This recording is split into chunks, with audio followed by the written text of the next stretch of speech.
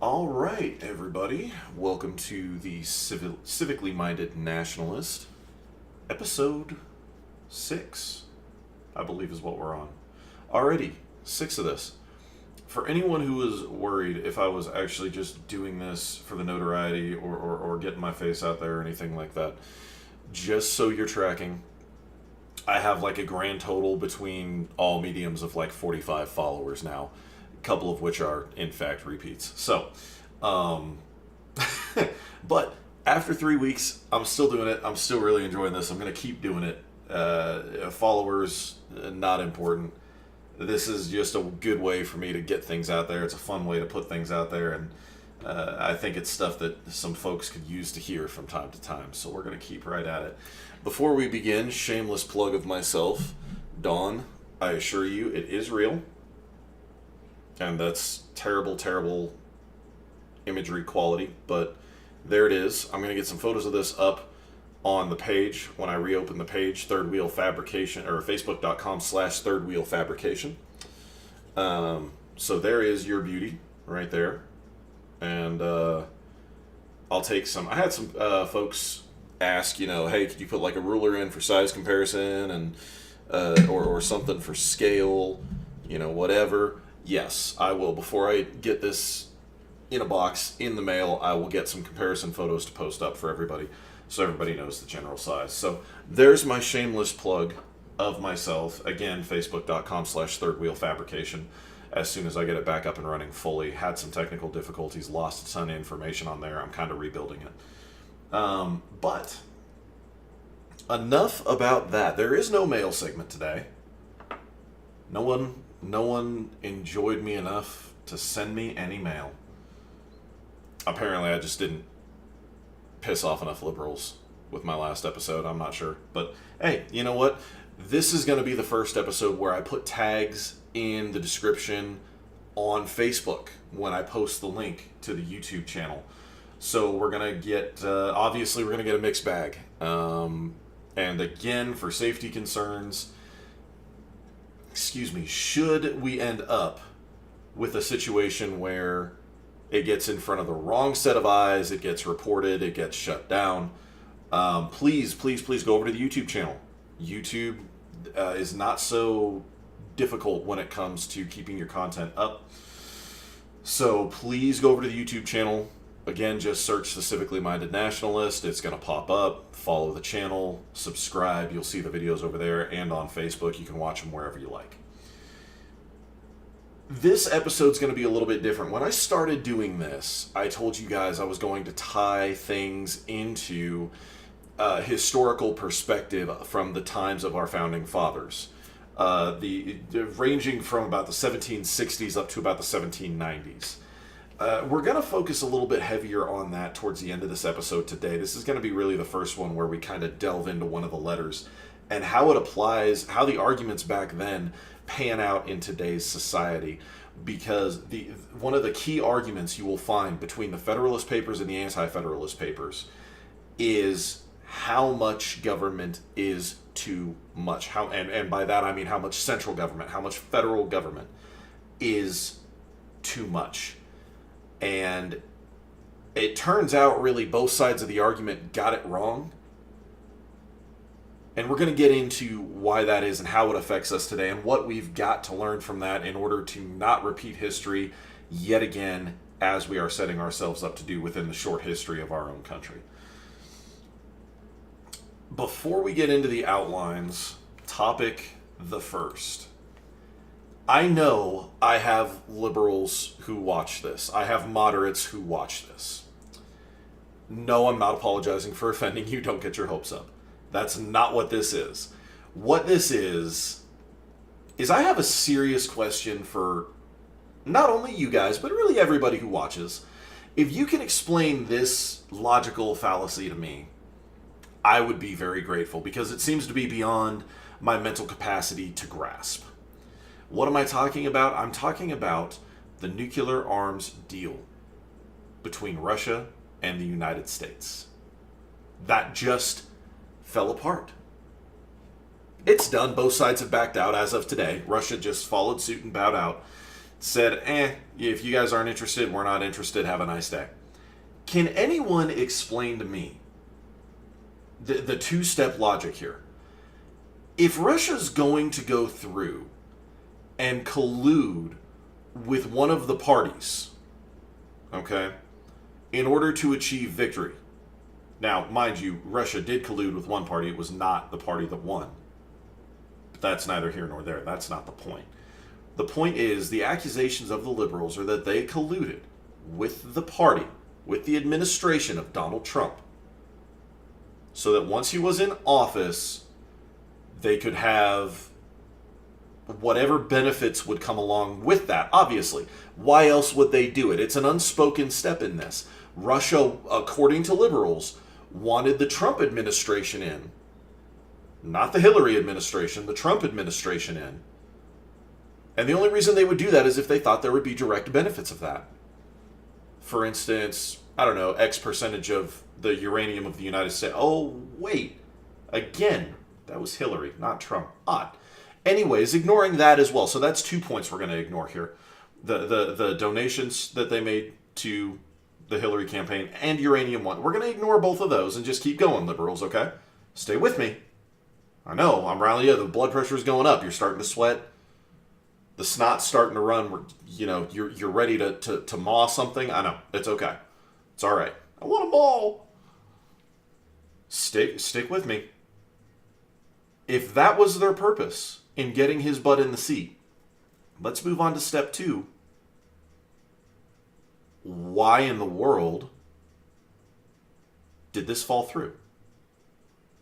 If this was the case, if this was the point of putting Trump in there, wouldn't the Russians have walked away with everything they wanted? They already got X percentage of our uranium, depending on who you listen to, anywhere from 25 to 40% of our uranium. What else could they possibly want? Obviously, if we gave them that, we must seriously be considering just, let loose the hounds and just let them do whatever they want. That's going to lead to a crippling global nuclear fiasco, right? Except that's not what happened. I'm just asking. I'm just curious. If this is what's going on, Russia and China are allies. Close allies, one could argue. I mean, they backstab and they cheat off each other's tests all the time. But point being, they're allies. Wouldn't Russia have done everything they could to blatantly interfere with the trade agreements that we just made with China? Because that didn't happen either.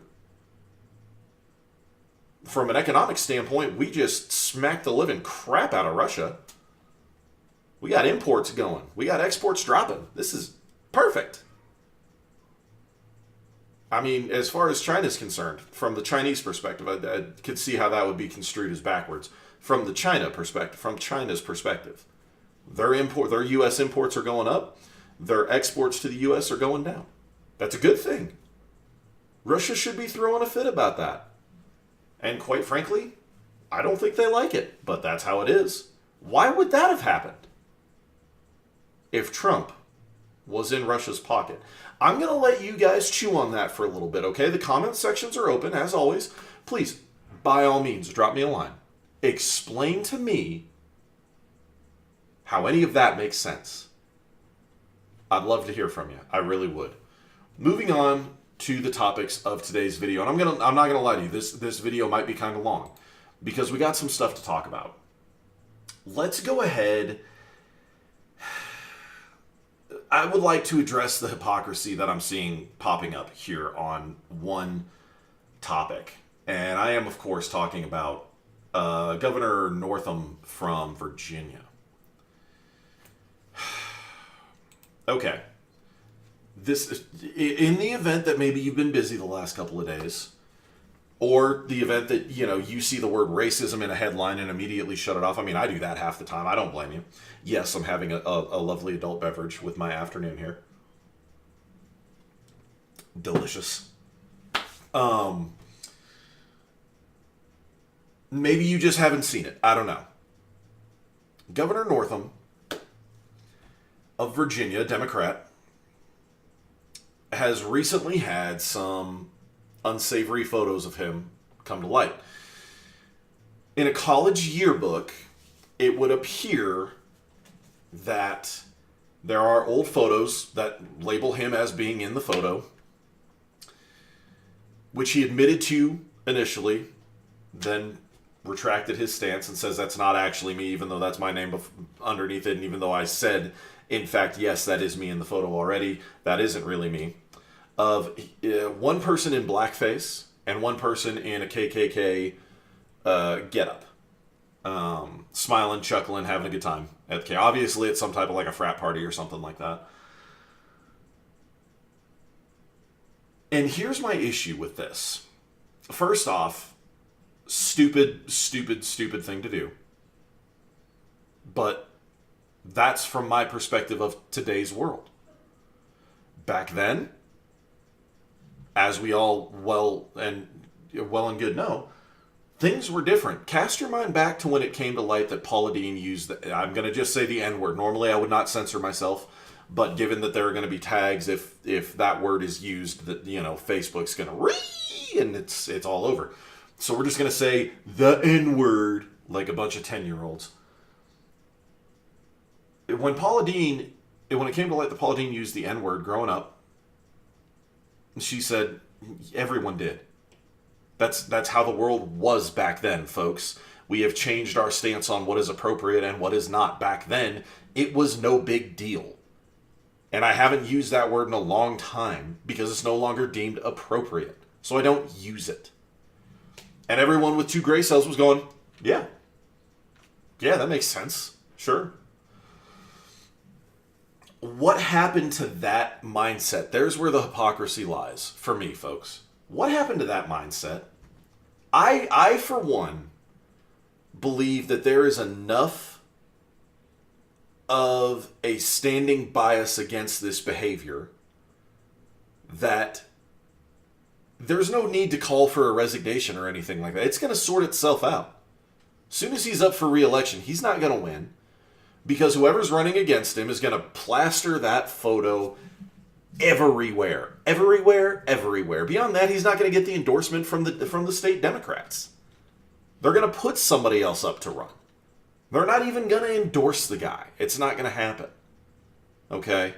So these screaming for blood and the resignation and all this kind of stuff, it seems hypocritical to me because we've had situations like this happen where we just aren't that concerned. That was a long time ago, is a different world, whatever. It happens, things have changed, we've moved on. Now because there's a D in front of the guy's name, well, depending on if you watch CNN or not, according to CNN it's an R, and then it's a D, and then we're just not going to put a letter in there because we're dyslexic or whatever the excuse is. I already made that point. I'm back on, sorry. So we are losing our mind because there's a D in front of his name. And we being used loosely. The flip side, of course, being, well, the Dems are out for blood immediately when all this happens, and the Dems do this, and the Dems do that, so why can't we / are the Dems going to handle their own in the same way? And some of the Dems are. Credit where it's due. Some of the Dems are saying, dude, get your butt out of office. You're making us look bad. Get out. That was stupid. Doesn't matter what your opinion of any of that is now. Get out. Put the lieutenant governor, you're done. Which, by the way, I've not researched who the lieutenant governor is at all. I don't know. You could, well, Virginia may be way worse off. I don't know. Time will tell. But either way, they're going out and doing all this. And there's one thing I want to make really clear. That my stance is, why act like the Democrats about this? Who cares how the Democrats act about this? Next time dude comes up for re-election, our system of government, our republic, is going to boot him to the curb. He's done. Okay? Within the state, confined to within the state laws and regulations of I believe Virginia is called a commonwealth, if I remember correctly, with whatever they are, he's gone. All right? No one needs to worry about it. He's gone. He's out. Unless his bias violates someone's rights, which he hasn't yet, to my knowledge, then that's that. It's over. Done with. Gone. Bye. And let's make one thing very clear to wrap this up. This is not about acting better than the Dems. I'm past that. We're all past that. I think we're all tired of trying to hold ourselves to this standard while the Dems are sitting there, mouth open, scraping the bottom of the sewer. I totally understand. I hear you.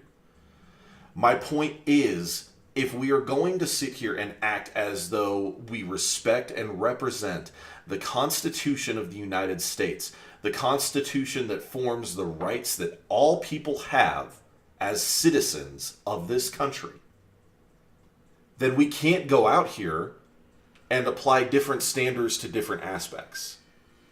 We cannot do that. Wow, my refrigerator's loud. Do you guys hear that? That's ridiculous. That's my refrigerator. That can't be a good sound. I apparently got to go check my refrigerator out after this video is done.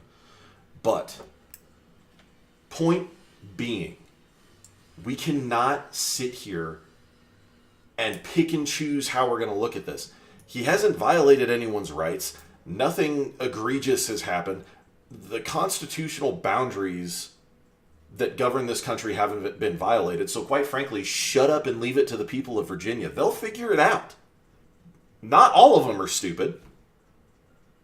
Clearly enough of them are stupid to elect a Democrat, but not all of them are stupid, and there are still some very few rational thinking Democrats out there who will do the right thing. That's really all. I know that was kind of a short segment considering how much of the media this is taking up right now. But it's kind of a short segment because we're going to relay into another medium-sized segment and wrap all that up with the historical segment. Because believe it or not, from the topic we're going to go at here from the Federalist and Anti-Federalist papers, all of this is kind of intertwined. They're going to sound like completely different subjects.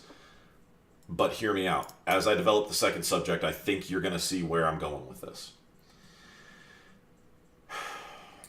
Disgusting topic. There should be no place for this in our society, and yet we're forced to talk about it.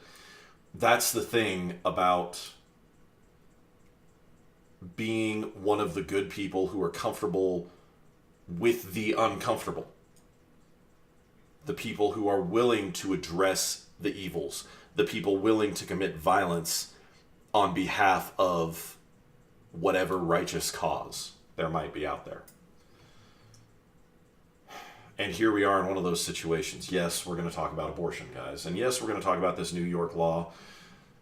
And disclaimer before we really delve into this drudgery and this disgusting, abhorrent practice. I understand that in New Jersey this has been par for the course for a while. Okay? I'm not going to address it. I addressed it when it became an issue in New Jersey. I addressed it as it was in the forefront many years ago in New Jersey. The New York law is the one that's in the spotlight. That's what I'm going to talk about. I understand that this is not the only breed of this type of evil that is out there. It's present. It's been present. I hear you. And I respect your opinion on it. I do. I get what you're saying about why are New York babies so much more important than New Jersey babies. I understand. I hear you. Fact of the matter is, this is what's in the news. This is what we're going to talk about. So, I'm not going to get into the details. Everybody knows.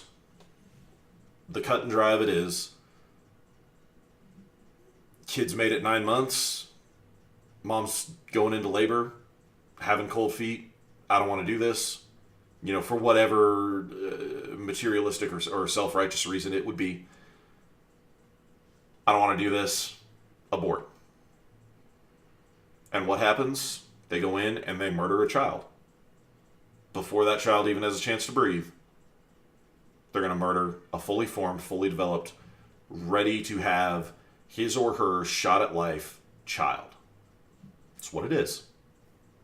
There's no two ways about this. And there's a whole lot of arguments going on that I believe are all valid arguments. We've all heard the points being made about you name it. Whatever it is, the preacher on TV that was on Fox News said this, or the abortion special, the prior abortion doctor was on the Blaze and said that, or whatever the case may be. Don't get me wrong, they're all valid arguments, but there's a big key component that we are missing here, and it rolls into many other topics. Namely, one very, very singular important one that goes along with this. First and foremost, let's brush up on my views of quote unquote when does life begin, because there seems to be a pretty broad spectrum of ranges in all of this. I am one of the conception folks. Life begins at conception, plain and simple. Why? Is it because the Bible tells me that? Well, yeah, that's part of it, but not everyone ascribes to the Bible. So let's look at it from the perspective that I like to put it out there in for those who don't. I believe in applied science. Once conception happens, ladies and gentlemen, is that embryo going to become a dog? No. Is it going to become a cow? Hope not. Yee. Is it going to become anything but a human being? No, it's going to be a human being. That means that the development of that human life starts at conception. That's where development begins. Therefore, it is a human in development. Guess what? So are you and I. Most of us are on the downhill side of that slope. But we are a developing human right here and right now. Just because that developing human is still contained within the body of another human, that does not mean that that is not a human in a developmental cycle, in a developmental stage. That logic, to me, is infallible for one reason alone. Guess what? Dead bodies in this country have rights. Believe it or not. Dead bodies in this country cannot be violated without you coming up against criminal charges. That was my daughter laughing in the background. If you violate a dead body without good cause, guess what?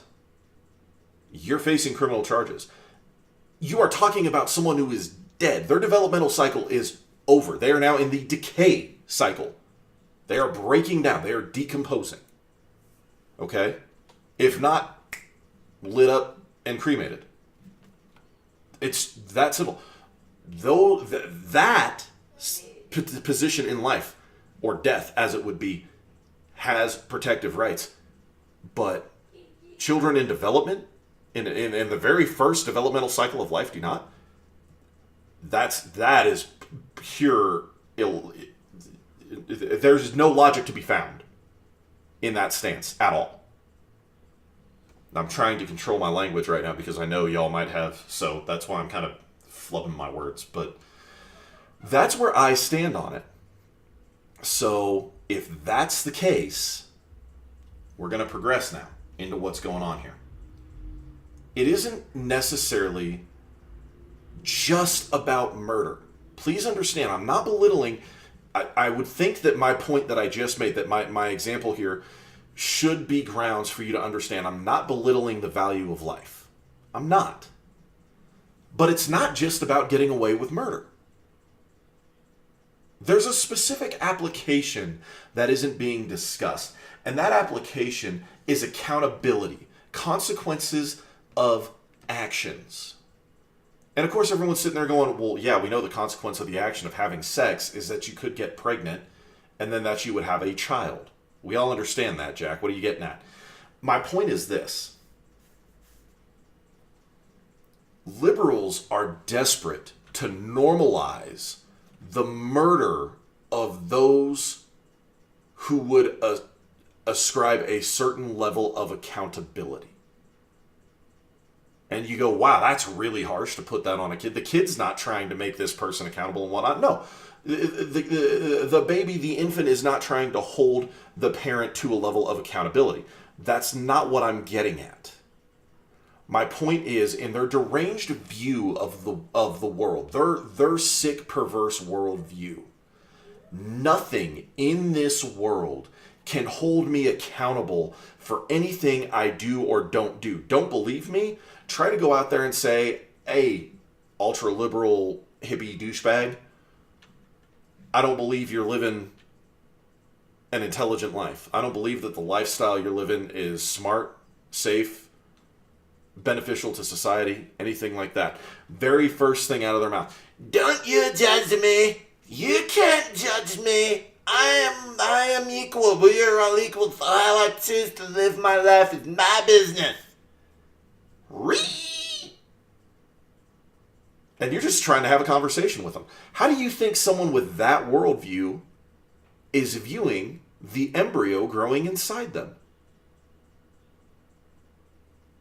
That embryo is the enemy. That embryo is accountability.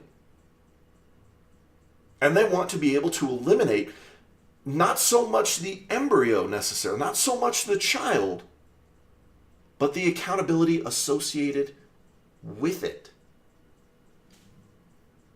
So now folks are sitting here watching this and they're going, okay, sure, valid observation. If A equals B and B equals C, A equals C. Sure, we get you. Okay, makes sense. Take it a step further. In this country, we are in a situation right now that is unprecedented in the history of our nation. We have had a prominent member of society, goes by the name of Clinton, first name Hillary, blatantly violate the laws we supposedly hold sacred in this land. There are those in this country who would very much like to hold her accountable, there's that word again, for it. There are those here who believe she should see the just consequences of the actions of destroying subpoenaed evidence, of violating her security clearance, of what, depending on it, we're not going to go into all of that, okay? Depending on how far back you go, I could spend another 30 minutes just going down the friggin' list of things we want her held accountable for. You get my point. This is not speculative. This is not, but if I connect this dot here and here and here, and I put the push pins in the wall and I tie the red strings all together and whatnot, there's a face of Hillary right in the middle, and it's not that. We are talking about the FBI came out and said, yep, she broke the law, but we're not going to prosecute her for it because it's her, and because it's her, no one would actually prosecute. Just because it's her. Okay? Again, this is a dodge of accountability. And this translates very clearly into another hot topic of this country right now. What do you think would happen if you woke up tomorrow morning and your firearms were gone? The government snuck into your house in the middle of the night, took your gun safe. For those of you who have gun safes, for those of you who have gun rooms with locked doors, you walk in and, someone loaded up a truck full of your gun. Just work with me. I know it's not feasible. I'm just saying, what if? Okay? The same people who will kill children to avoid the accountability associated with that child. The same people who believe ardently that there should be different sets of laws in this country, different levels of accountability in this country, be it for political stance, be it for gender, be it for race, be it for whatever. What do you think those people would immediately do? What would their mindset be if we all woke up and they went, they don't have guns anymore? I mean, this is not a difficult picture to paint. They're willing to murder children. They openly talk about how it would be beneficial to society to murder the elderly. They talk about the same types of topics that Hitler talks about how Hitler went through and quote unquote euthanized. I hate that word. I don't think it should apply to humans, but nonetheless, there it is. Euthanized those with mental disabilities, those with physical disabilities, and about how it had an immediate beneficial effect on the society that they were in at the time. Don't believe me? Look it up. There are Democrats out there who openly talk about these kinds of things. It's out there.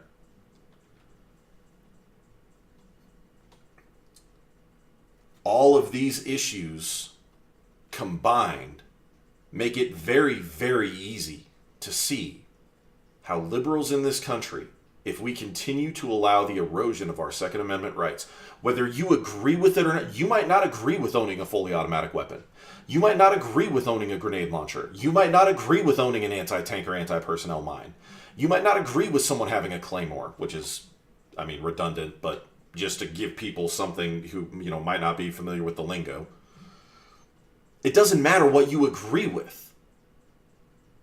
It matters that that was the exact intent of our founding fathers, was so that in this event, in the event that we have such a deep-seated, integral formation of corruption within our republic, that we ought be able to overthrow that government and reinstitute a government that is truly of, by, and for the people. Not Kamala Harris' version of, by, and for the people. Really of, by, and for the people.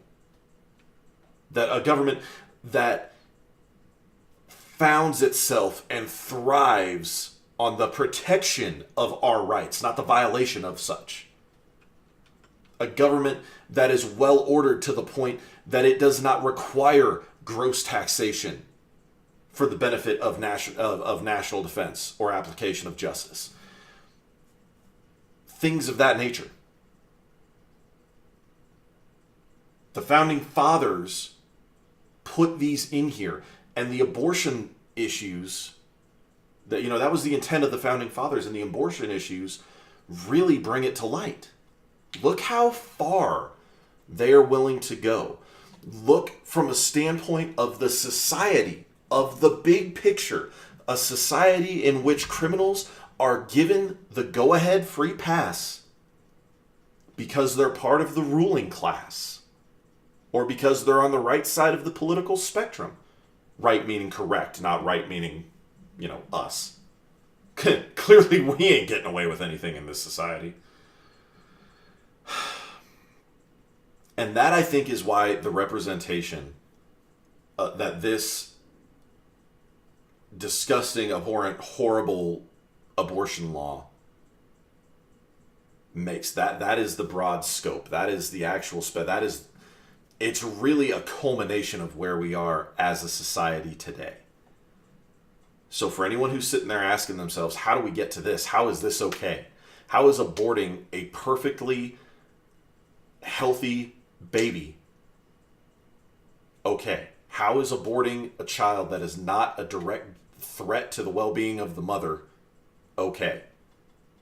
Some people go even further than that. Even if that child is a direct threat to the well-being of the mother, we're not going to take medical action. That's your decision. That's your choice. I'm not, whatever. I'm just going ahead and putting it out there to try to help people understand how these things start tying together. Because once you start seeing it from the perspective of not just the individual topic we're talking about, but how it relates to the societal picture, and thus why it's important for us to acknowledge what's going on, that's it right there. That's the point. There you have it. Well, there it is. So now we get into the segment that I promised y'all was coming. This is the historical segment. This is what, when I set this video system, what was supposed to be a podcast is not currently a podcast. Hopefully will be a podcast again in the future. This is the point that I was setting up. This is the point I was setting this up for, rather. The historical context. This is the meat of it. This is where our society is painfully, grossly ignorant. I'm busting them out again. The Federalist Papers and the Anti-Federalist Papers. What is the topic? Well, we're going to pull the topic from the Anti-Federalist Papers, number 6. This one's from Sentinel. which again, I'm not going to tell you who is what and whatnot. I'm going to ask you guys to look that up so that should you choose to have a conversation with me in the topics, you can use names and stuff like that, and I can go, oh, look at that, they're looking it up. Good. I like it. That's what I'm hoping for. Probably not going to happen, but I'm hoping for it anyways. And the topic of this one, this is very, very interesting, and I picked this one because it's a very clear cut on where the Anti-Federalists were right and where the Anti-Federalists were wrong.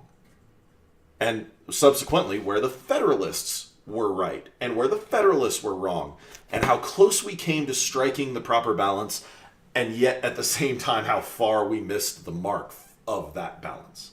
The topic of this one is the hobgoblins of anarchy and dissensions among the states. Okay? So we're talking about anarchy, which obviously, if you cast your mind back to 1780, okay, this one's written in late 1780s. This was a debate at the time. The Federalists are going out there and saying, listen, if we don't have a centralized form of government, we are going to have anarchy. Period. At best, we are going to have what they refer to as dissension amongst the states. What does that mean? Civil war. Wars between the states. This state and this state are in a trade agreement. They don't like each other. State 3 decides to stir the pot and make it look like State 1 did it, and now you've got a war. Okay? And people are joining in from all over. We've seen it before. There might have, been a little significant historical event in this country called the Civil War of the United States of America. We've seen this happen. Okay? Hindsight 2020. The Anti-Federalists on this topic are going... So that's where the Federalists stand. Is if you don't have a centralized form of government, you're either going to have anarchy or at best you're going to have civil war. The Anti-Federalists fire back with anarchy is infinitely better than a tyrannical or despotic government. Period. It is. Anarchy is the better way to go. If we have to choose the lesser of two evils, anarchy is the way to go. But you don't have to worry about that, nor are you giving enough benefit to the free people of this country to be able to resolve their issues between states. You're not giving them enough credit. They don't need you to have an overbearing government that will somehow unify everyone in this magical stuff. I mean, if you read this letter, they're downright condescending of the Federalists. They're openly mocking them. At one point, they're talking about how the Federalist, because at the time they believed the Federalist was one person, not a conglomerate of authors, and they refer to the Federalist directly, saying, he's long-winded and he's using the wrong words and words that don't mean what he thinks they mean and all this kind of stuff, and he's just running off at the mouth trying to win you over because this Constitution is he says this Constitution is going to be what delivers us from all the evils of government. This is how we're going to have a government that functions and da. Well, all right, so those are the two sides. Hindsight being 2020. Yeah, you know what? Having strong state governments, having people who are composed of an armed populace, having a populace that is composed of armed people, rather, all these kinds of things. Yeah, that prevented anarchy. We really don't have a problem with anarchy in this country at all, anywhere.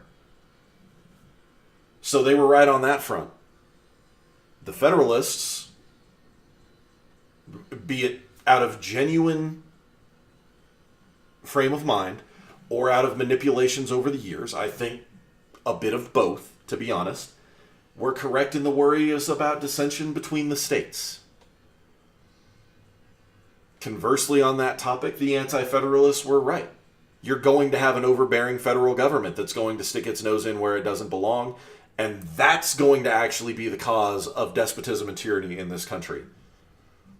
If you're actually educated on the Civil War, you know that that was the correct state of mind, frame of mind, opinion, viewpoint, whatever you want to call it, to have. The Anti-Federalists nailed this one, okay? On that particular topic alone. Well, speaking alone, they were right on a lot of stuff, but you know what I mean. Now I'm dicing my words. You guys know what I mean. The point was, the Federalists believe, and I'm going to pull this out because I typed this up to make sure that I would get this right as I rattled this off in my handy-dandy little worksheet that someone told me I needed because my train of thought is like a circus train wreck with an Amtrak. Something like that. She may have been right. The Federalists believed without the Union, we would never have any unified nation. The Anti-Federalist believes without separations of authority, there is no state unity. Period. How do we stay unified? We believe A, we believe B. Pretty much that simple. Without the laws, we would have, back to the Federalists, without laws, we will have anarchy. Back to the Anti-Federalists. Without the rights to bear arms in totality, there is no protection against a tyrannical government. And, which is another point they make, there is no protection against anarchy. Again, if your concern is anarchy, keep everybody armed. An armed populace is a polite populace. When you combine all these arguments together, it leads us to one conclusion. Yes, civil war was a real threat. And yes, it did come to pass, and it will come to pass again. I don't think it's outside the realm of possibility or even sound logical reason to state we are bordering on another American Civil War. It's not going to start in Texas. It's not going to start in Washington, D.C. It's probably going to start, oddly enough, actually up in Washington State, maybe Oregon, but that part of the country is where it will actually kick off at. The division up there is much, much sharper than anybody realizes. That's where these things will come to strike up again.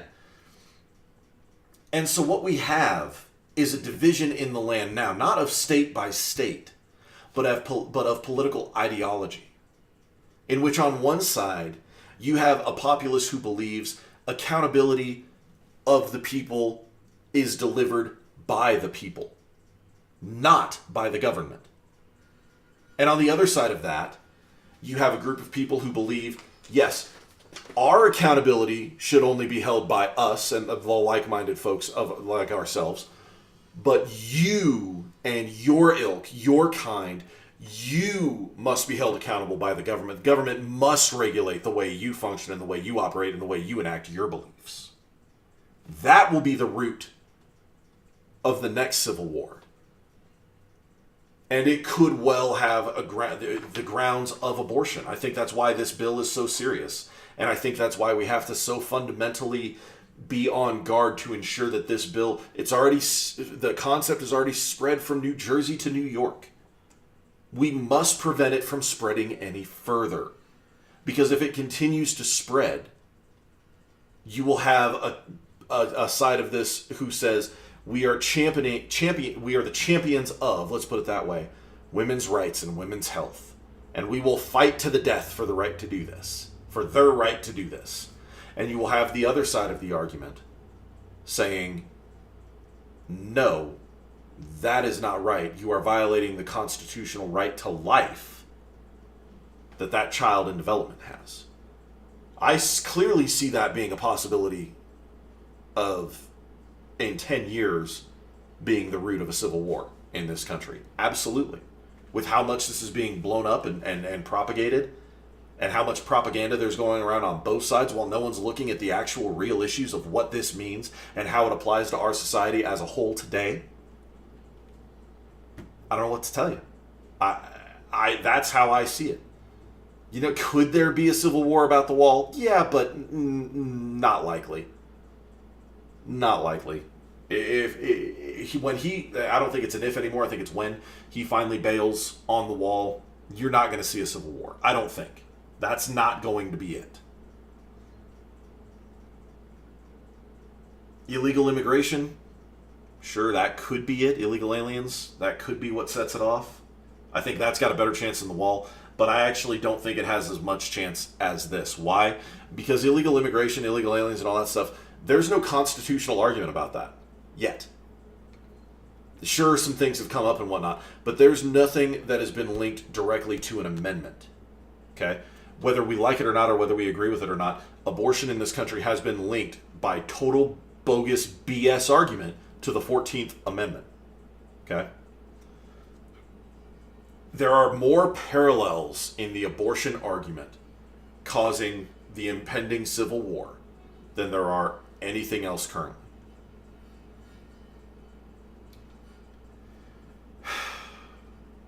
I don't believe a civil war is avoidable. Both sides of these founding fathers were terrified of this being the road that we were on. And they tried desperately, I believe, and ardently, both sides, to avoid the path we ended up on and where it's come to not once, but now coming to yet again in the near future. What we have to do, and the point of this podcast at its core, is to point out the fact that without striking the proper balance, we will be doomed to repeat this process over and over. I do believe there has to be some form of federal government. I do believe it must be much more tightly constrained by the applications of a constitution and a Bill of Rights. I believe that federal government should strictly deal in the national defense and the fair application of the laws, i.e. justice, of our nation. And that's it. Everything else gets handled by the states. It's that simple. It really is just that simple. If we do that, if we undercut any chance that this government has of becoming what it is today, then we've struck the right balance, and we actually have a chance for a constitutional republic that works long term. If we don't start analyzing the arguments that they were having when this country was founded, applying them to how this country operates today, and seeing this decaying society for what it is as a whole, how everything is actually interconnected, and how there are no specific singularities within the confines of our Constitution and Bill of Rights. We are just going to keep repeating these issues, and we will ultimately become Rome. Specifically, the demise of it. And that's why these things are so important to discuss. That's why we've got to get these things out here. That's why we've got to get this out, so that people understand constitutionalists in this country are not just spewing off at the mouth. For the most part. There's a few of us out here who do put the title, I'm a constitutionalist, but. There is no but in I'm a constitutionalist. Either you are or you're not. It's just that simple. And that is why I consider myself to be a civically minded nationalist. Even though that title is a contradiction among itself, I think folks now, with 6 episodes plus some tidbits thrown in, are starting to see why I call myself that, and why that's the opinion that I think this country across the board needs to start adopting. No more of this Democrat and Republican, left wing and right wing. None of that.